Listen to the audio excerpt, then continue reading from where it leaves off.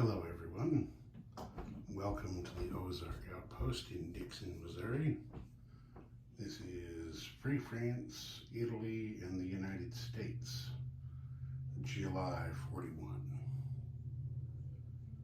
Free France, as you might expect, there's very little going on. Matter of fact, all that had happened was right here in Cameroon. They had 6 francs in the bank that they spent on 2 infantry, and that's where they went. Oh, no, excuse me. 1 infantry went to Cameroon. The other one went to Morocco.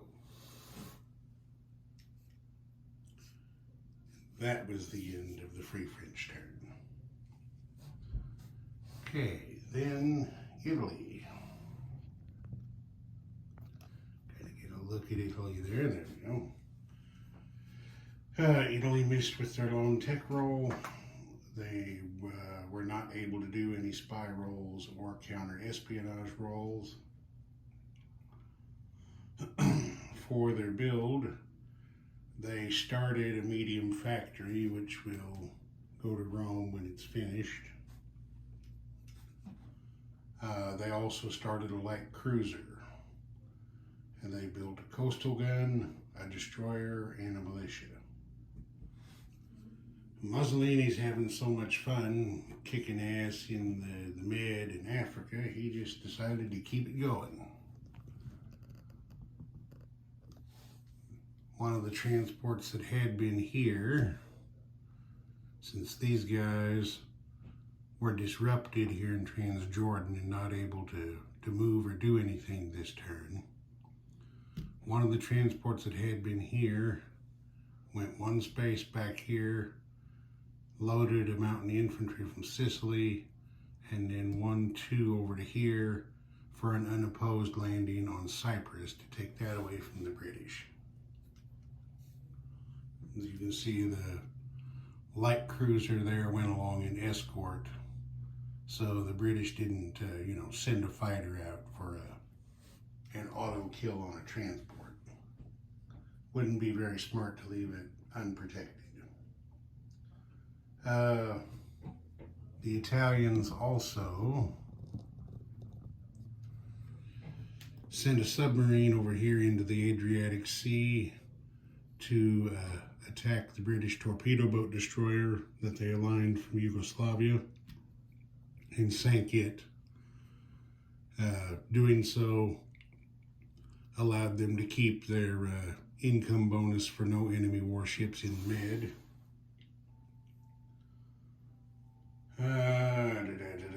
And then out here, I'll raise up a little bit.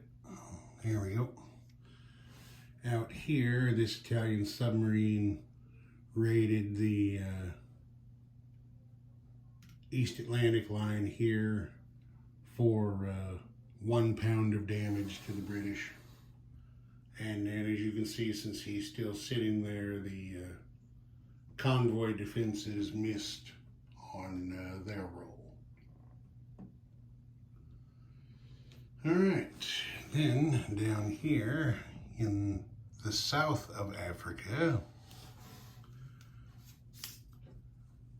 the 2 cavalry that had been here in Portuguese East Africa attacked South Africa, took out the militia, and captured it, of course. The colonial infantry that had been here in Tanganyika, with support from this fighter, attacked and captured British-aligned Belgian Congo.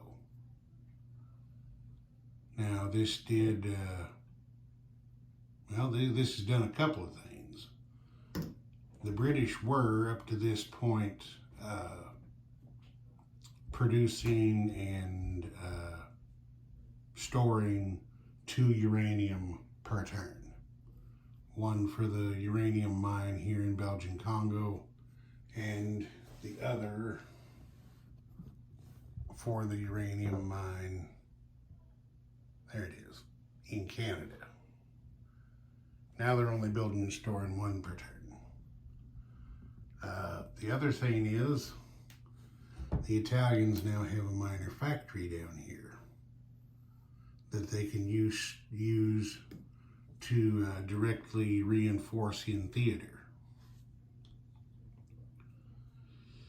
This also puts the Italians right next door to the Free French capital in Cameroon. Of course, you can see the French easily have them outnumbered here, but these guys would be attacking on a 2, looks like a 1 on the first round, and of course these guys would defend on a 4.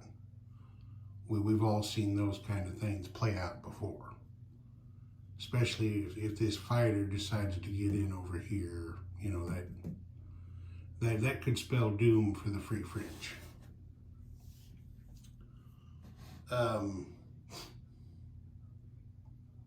The real takeaway from this Italian turn, if I can get to tilt up here, is you can see right there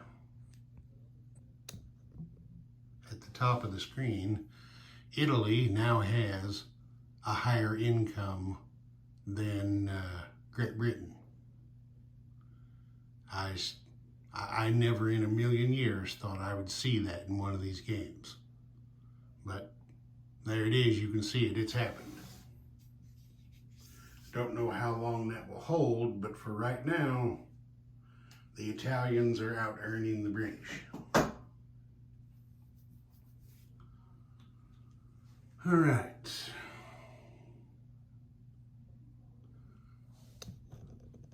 Just real quickly, the Italians, you can see they repaired their battleship, so it's ready to go again, and the destroyer they built, of course, went there. The heavy cruisers and the other transport from over off the North African coast came back home as well. And the militia the Italians built went down there to garrison Sicily.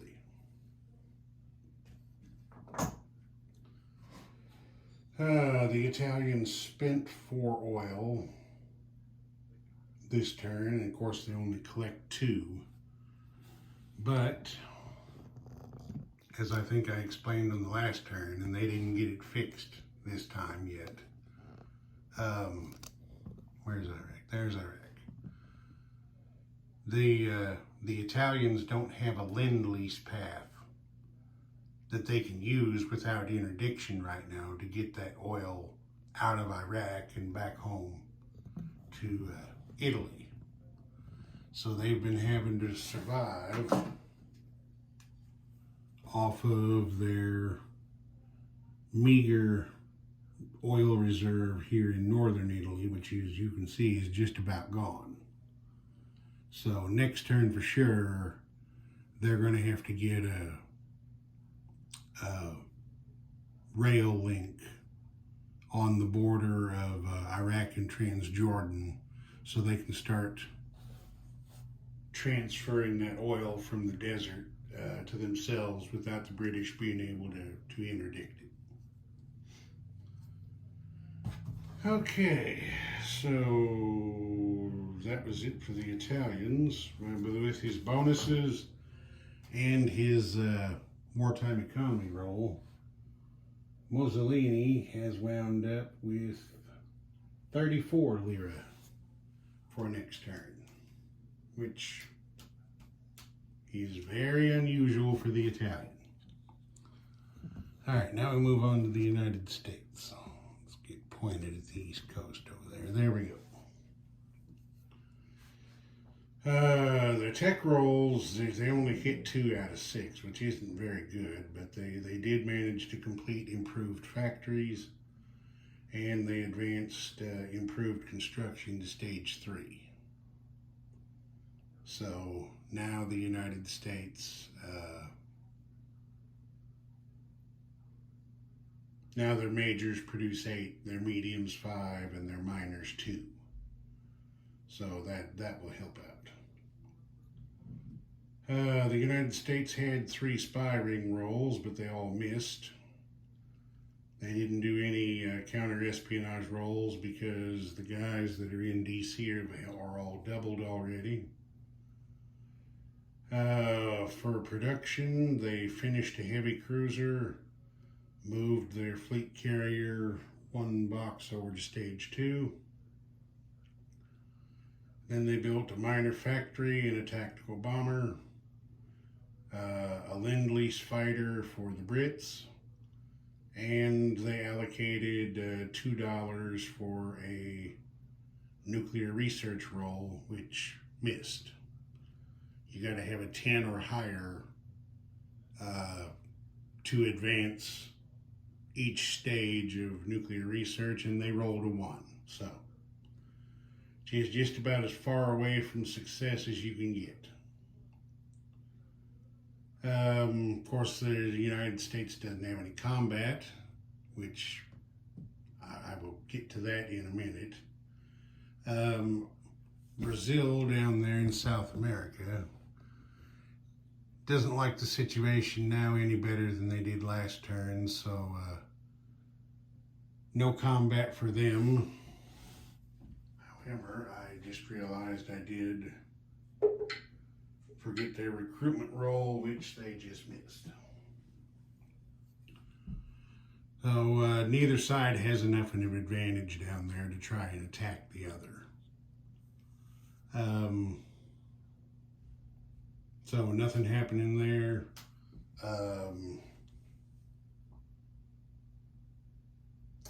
KMT, boy, I forgot to write his stuff down in my notes. Fortunately, I remembered. We'll get over here to Chiang Kai-shek real fast. He sees what's going on.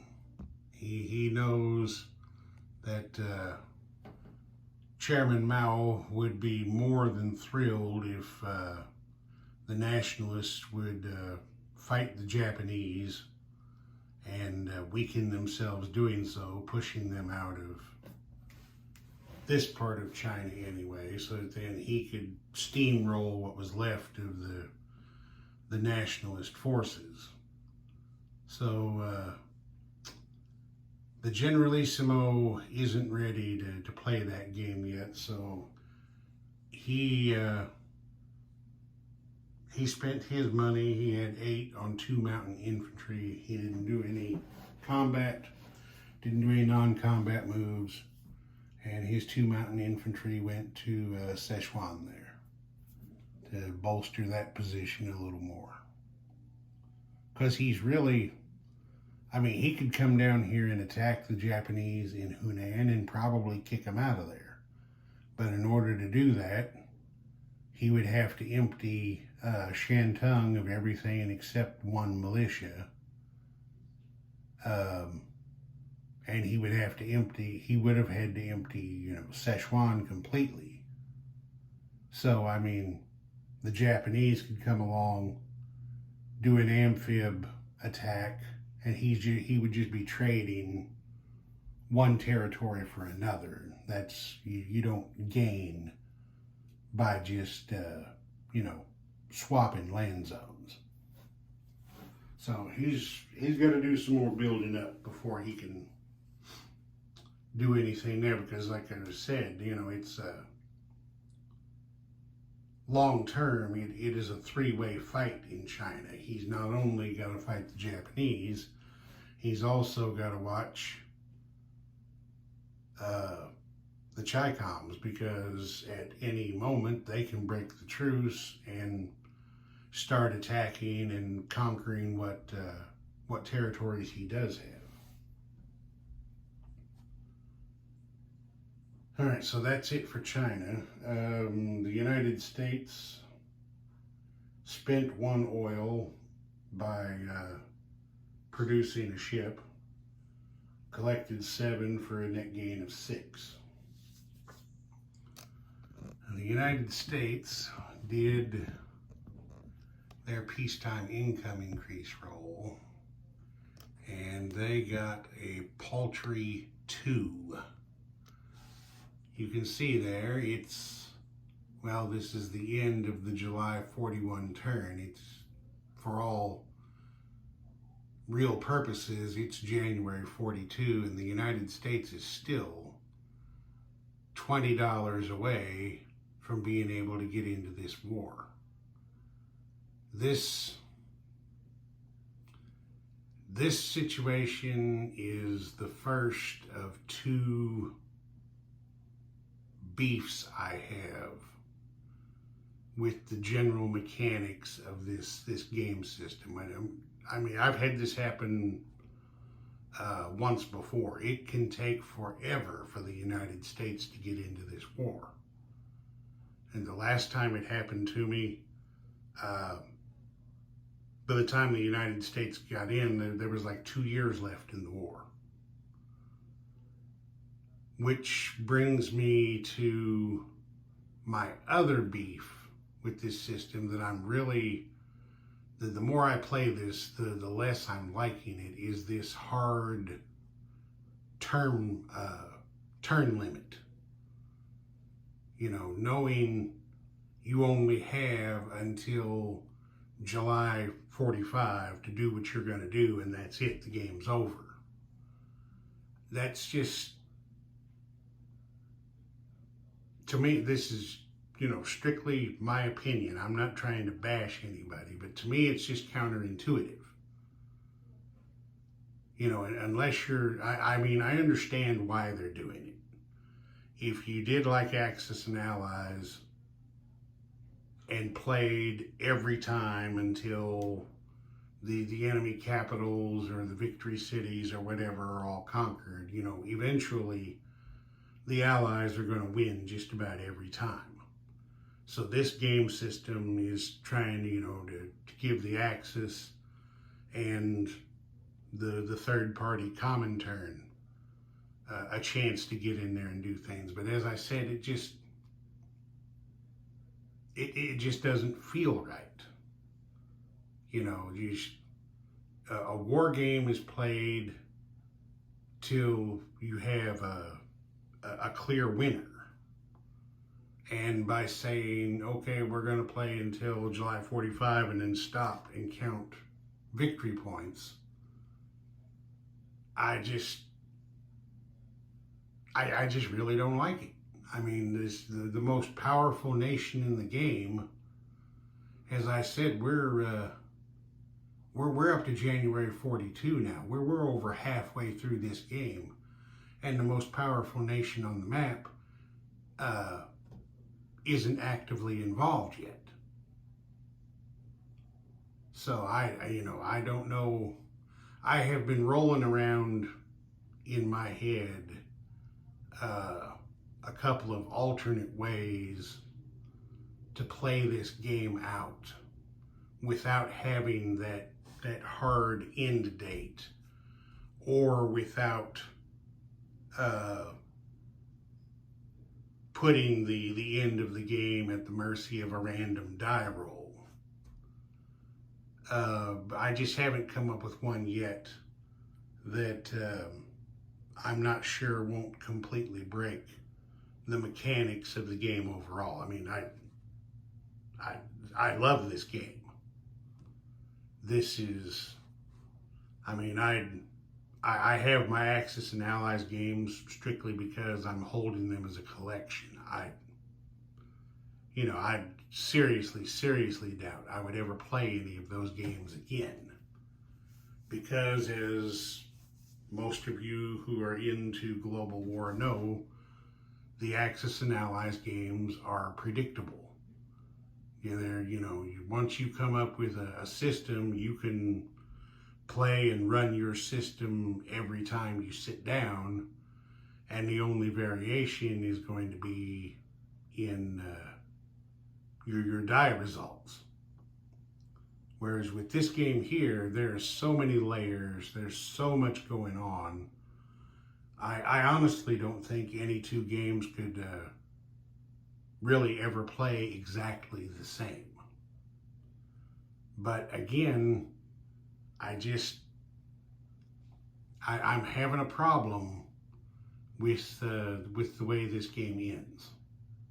So I'll have to keep giving that some thought and see if I can come up with an alternative way to calculate victory objectives. If any of you guys have any comments or ideas, if you think I'm nuts, put it in the comments below. This is Ozark Outpost, over and out.